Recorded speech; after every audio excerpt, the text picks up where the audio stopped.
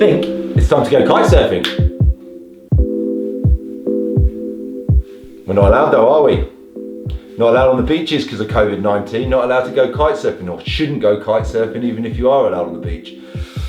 But you know what? Progression's here today, along with a lot of other great content creators, and we've got you covered.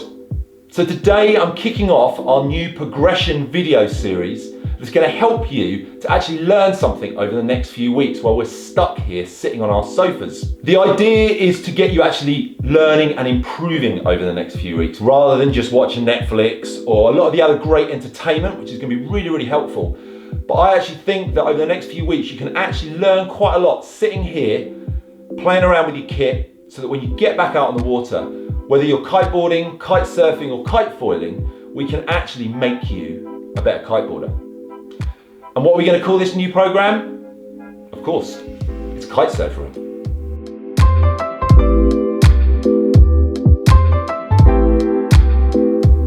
So here we are, I'm Rob Claisse, and this is episode 1 of our KiteSOFAing series. Today we're going to look at something that everyone can have a go at. All you need is your trusty twin tip, and we're going to have a look at board grabs.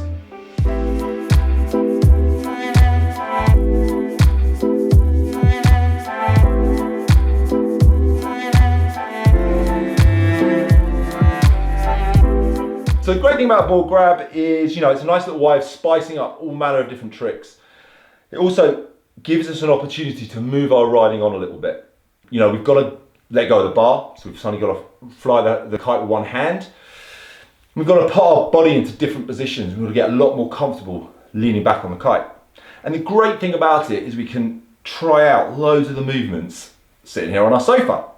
So we're going to cover a couple of different areas. We're going to look at some real good technique, how to grab a board, how to position your body better, how that ties in with jumping and some tips about that.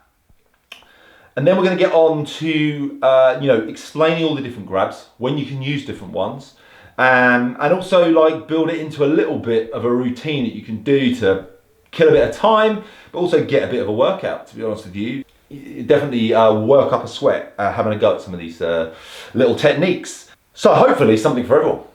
Anyway, so let's get started. Sit back in your sofa, get your feet wedged into your straps, nice and tight. And we're going to start just with looking at how we grab the board. For a lot of people to start with, this in itself is kind of tricky. You let go of the bar and you're like waving around trying to grab hold of something. So let's forget about really what we're doing with the kite as much as anything, but just think about how do we end up grabbing the board? This is quite a strong grab for me. If I do this, I can feel my hamstrings, I can feel it pulling all the way up my back. It might seem obvious sitting on the beach, but actually, rather than us trying to grab the board, what we're actually doing is bringing the board to us so that we can grab it. And generally to start with, we're going to look at doing a tail grab. That's the easiest grab for most people to try. But you can see how much my leg is bent.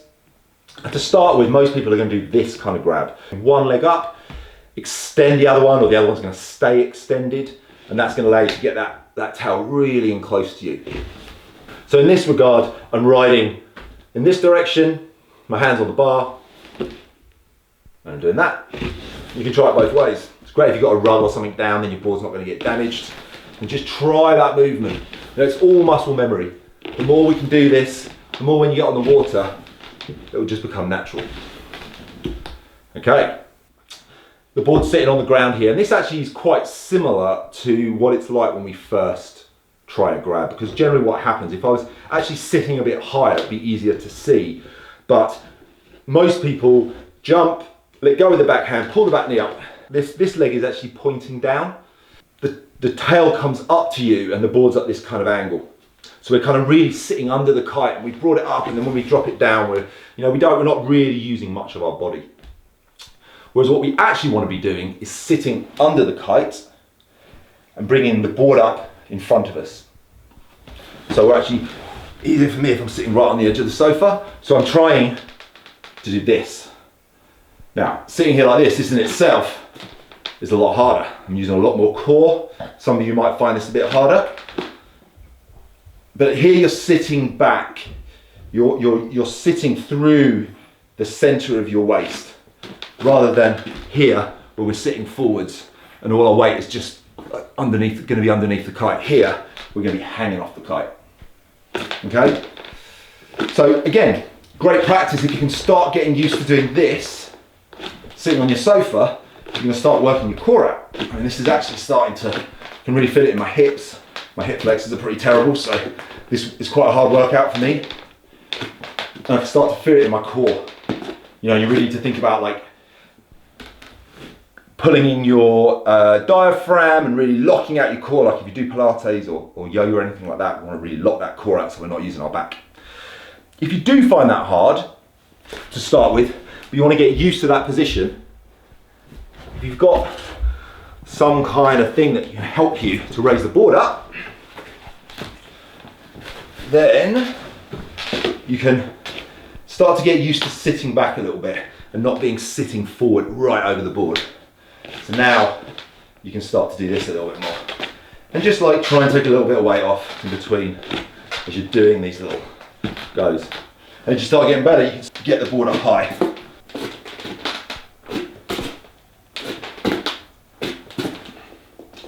Okay. You know, look, a lot of this ties in quite nicely with one of our progression videos, our premium videos. So we've got the jumping video, which is part of our intermediate volume 1 collection. You know, you need to be able to jump well to be able to start grabbing the board. And maybe in a later episode, we'll talk a bit more about jumping specifically. But that video, if you want to go away and do a little bit of homework, that'll help loads. Small jumps will help you with just the basic technique of jumping. And then once you get on to doing bigger jumps, which is the second progression, you know, you'll start to learn a lot more about getting a lot more pull from the kite, leaning back and sitting in your harness. And that's going to make these grabs like possible, really.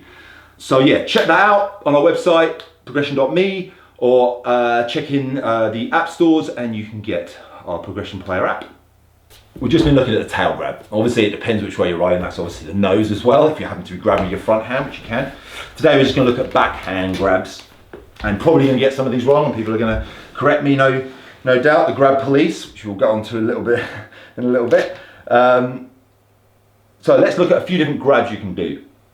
You know, as I say, when you start, you're probably going to start with a tail grab. As we move around the board, we've got lots of different places we can grab. So here, this is a Tindy grab. We're going to go back to that in a minute. You don't want to be doing that, I'll tell you why. Indie grab in the center here. That's a really nice one to add into like a back roll or something like that. Crail grab. We've got the nose grab.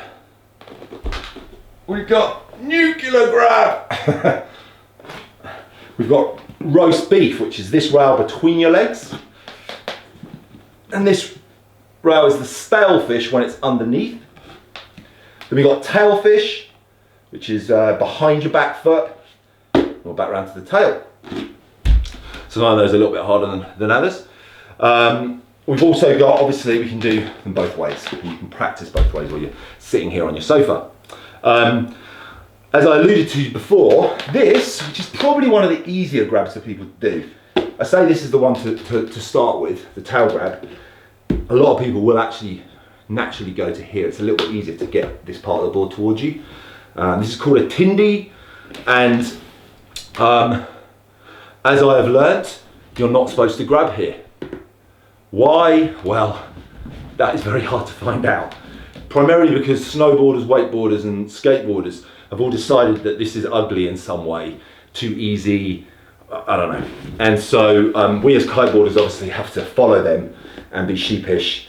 And if you grab here or you post a picture of you grabbing here, you will get ridiculed. I have to say this, it's happened to me before with posts I've made. We are not supposed to grab here. So says Eric Renstra and Sam Light. I'm telling them, guys, don't do Tindy.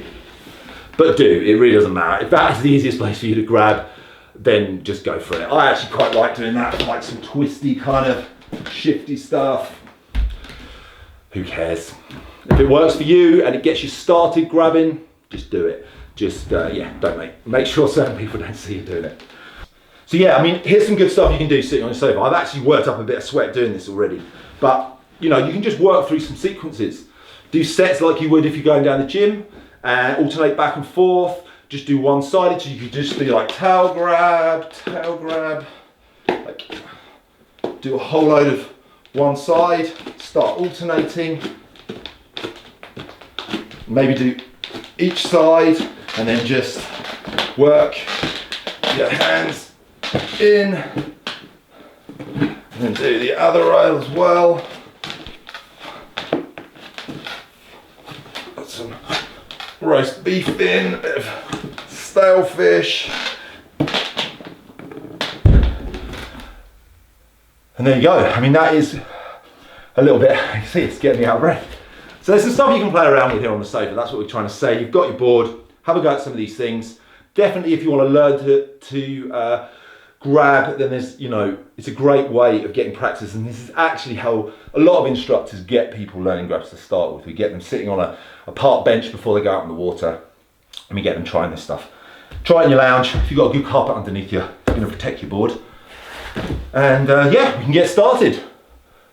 So that is episode 1 all wrapped up. I'd love to hear what you guys think. Let us know in the comments, send me an email if you found any of this helpful. If anyone's got any other grab related things they think we can get up to in our living room, post a video, let us know, start sharing stuff around, getting people excited, getting people, you know, giving people something to do while we're all sitting around in our houses trying to do the right thing.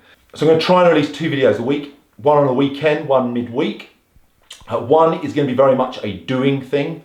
So it's going to actually give you practical things that you can actually do in your house, in your garden, to try and keep learning, keep moving your kiteboarding forwards.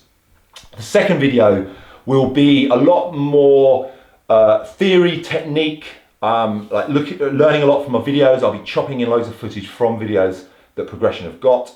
And that's actually the other opportunity for you guys to get involved. So I'd love it if you sent me in your questions, if you've got footage from a previous session, of you making a mistake particularly, or something that you want to improve and make it look a bit more stylish, send it through. Kiteboarding, kite surfing, kite foiling. If there's anything that's too high level for me, I'm not a big handle path rider, but if you're into that kind of stuff, I've got plenty of friends that I can get to phone in and give us some extra advice. I'd love it if you don't have any of that, record a quick video on your phone, send it through with a clear question and then a few details to give me a bit more information. Let's see if we can answer some of your questions and keep some of this progression going on over the next few weeks. You know, ultimately Progression is all about making you a better kiteboarder, a better kite surfer, a better kite foiler. And I think together we can do that over the next few weeks. So tune in and see you next week.